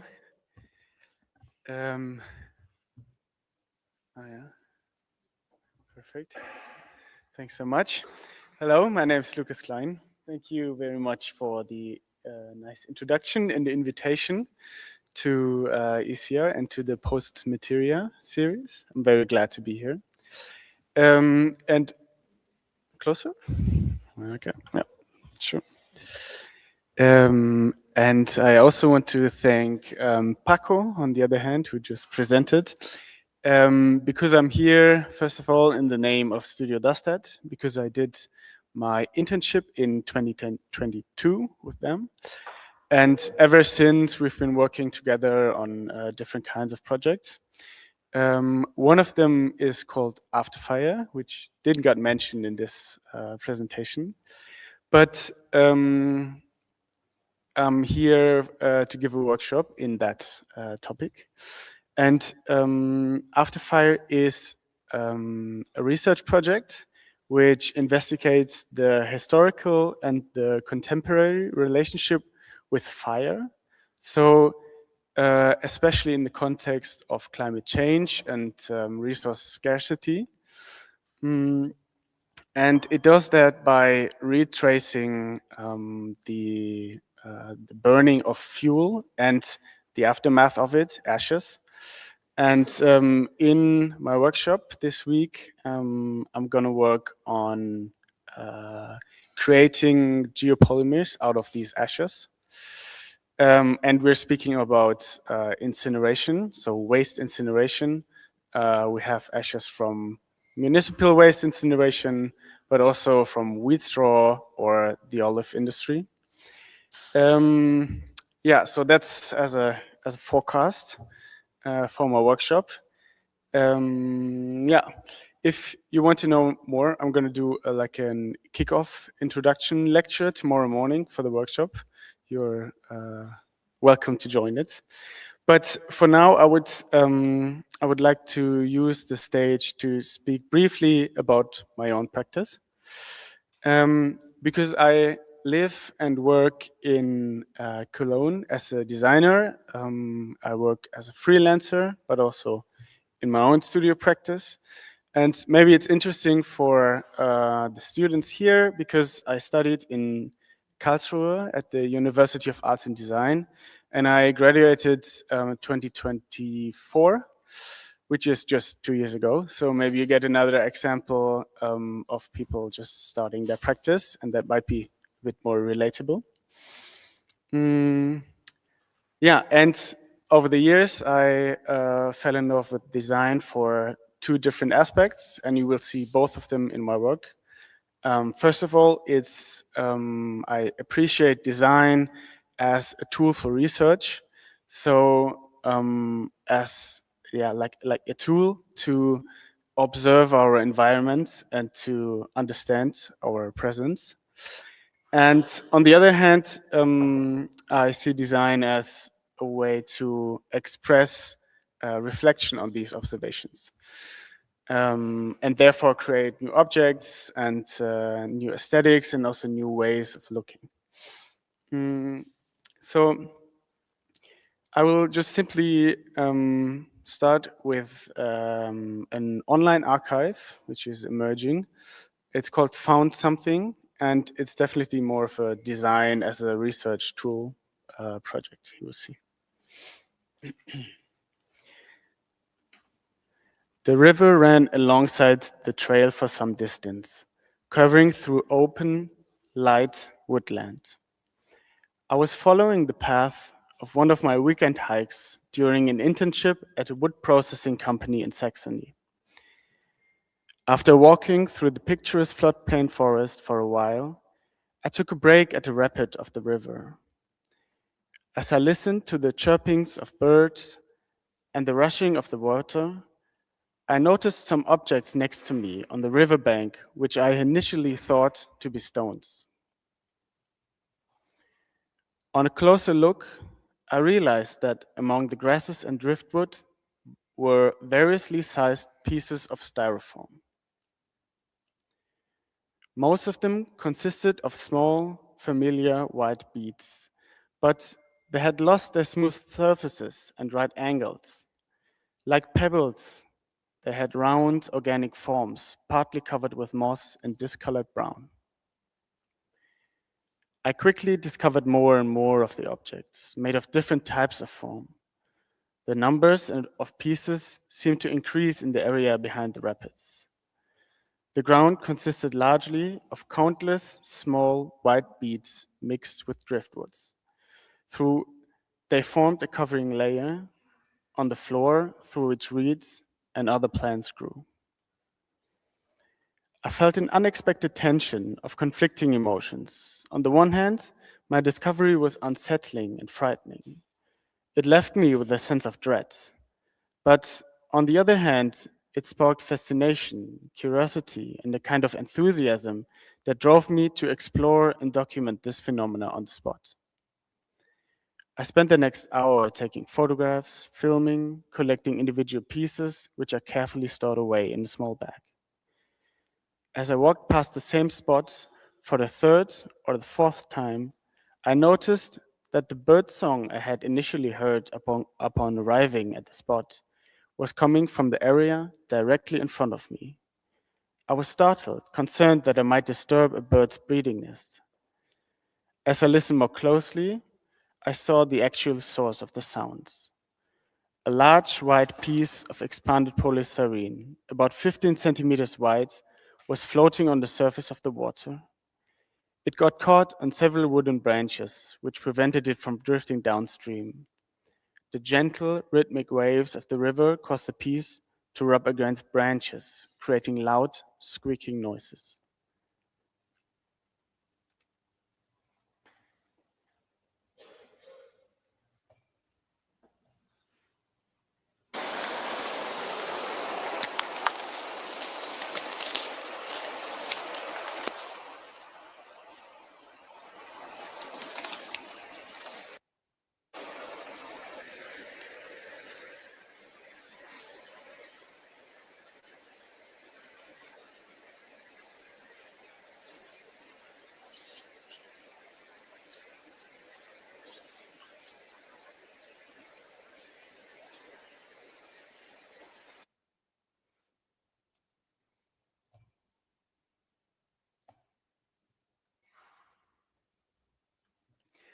This encounter gave me a new perspective on synthetic plastics, one that had stayed with me ever since. The river Lausitzer-Neiße is not an isolated case. The fragments of plastics can be found in all kinds of rivers I have visited since then, and which have natural floodplains and forests.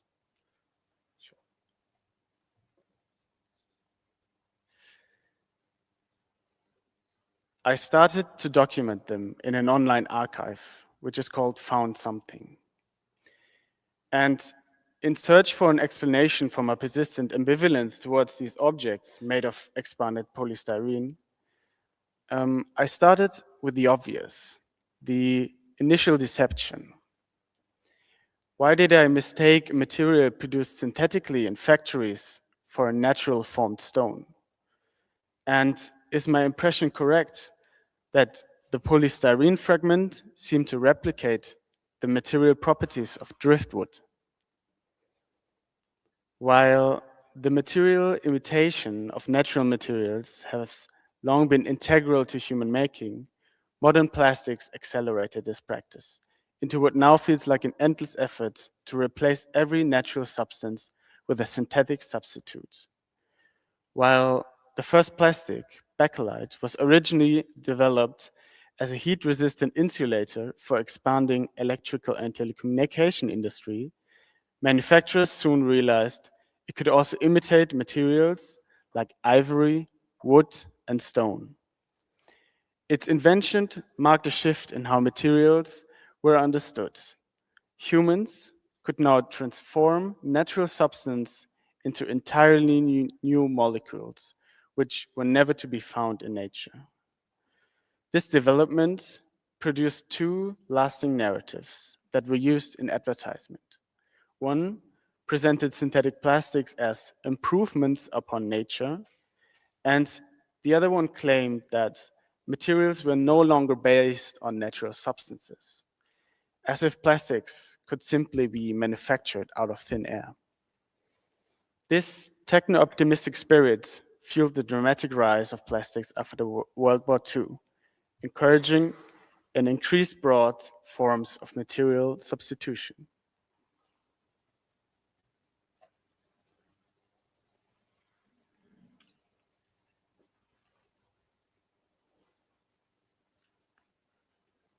When the expanded polystyrene, which is known as styrofoam, the material found at the river, was developed in the mid-century, the company BASF advertised it in a direct comparison to the formation of volcanic rock, pumice.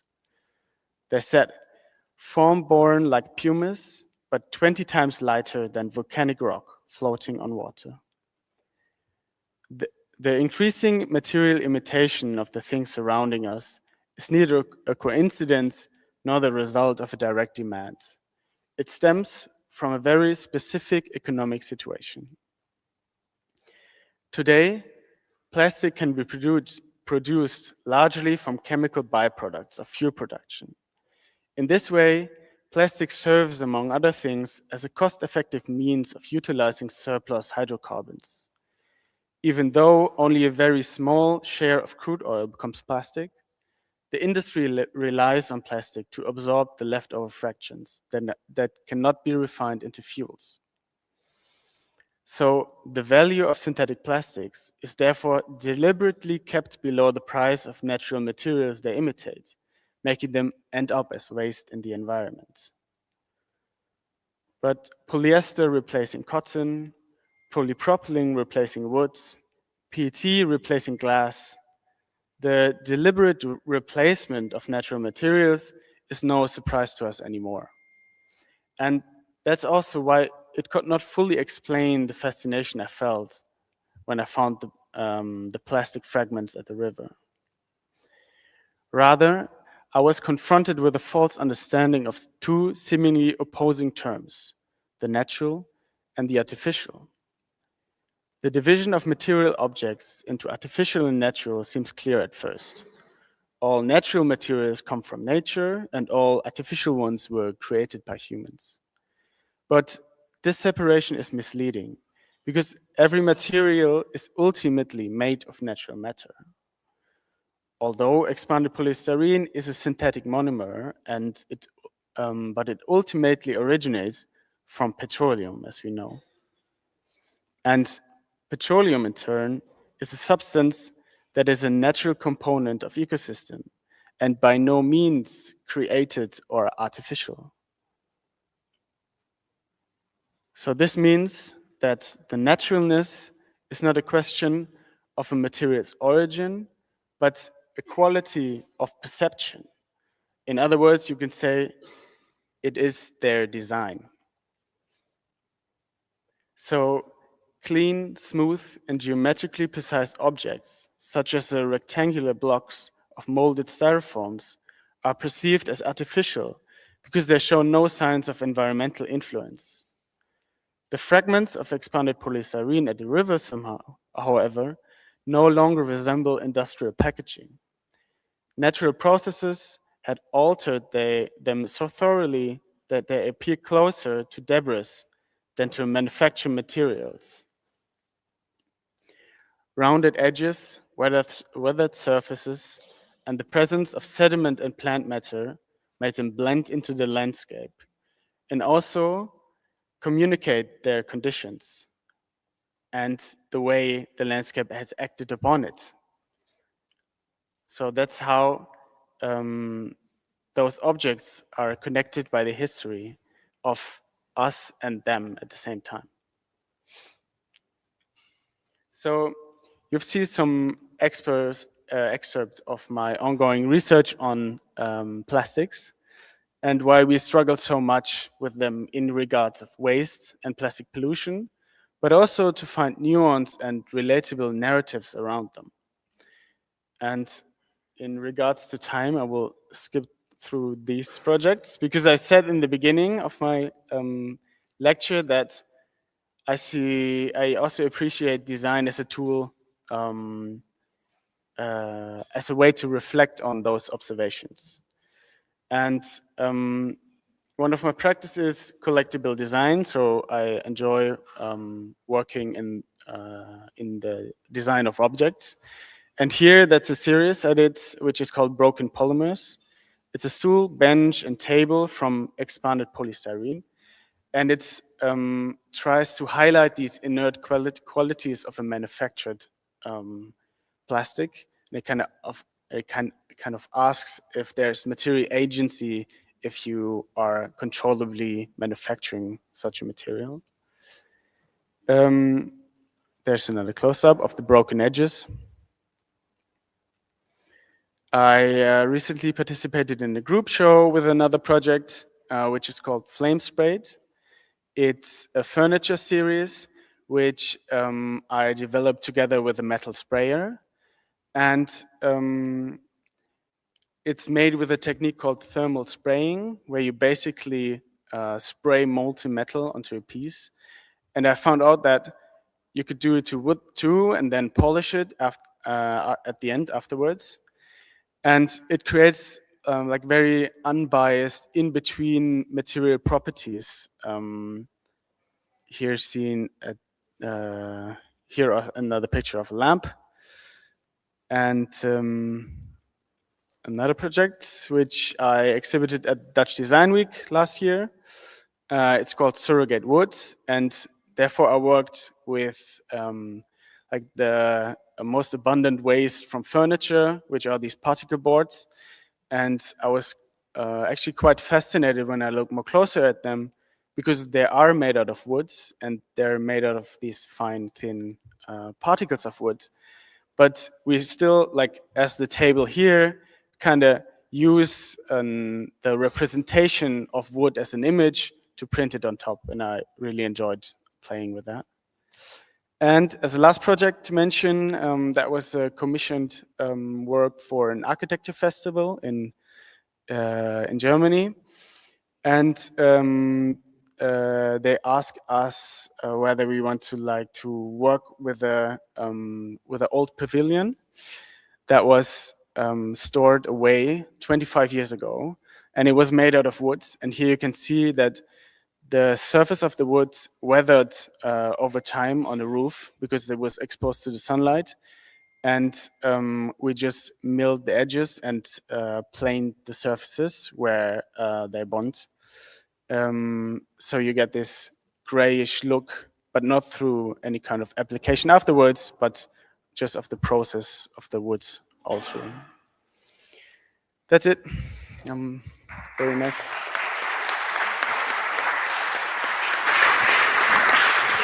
Thank you, Lucas. Such a beautiful approach. Thank you so much. And now I'd like to open the floor to the public. Are there any questions?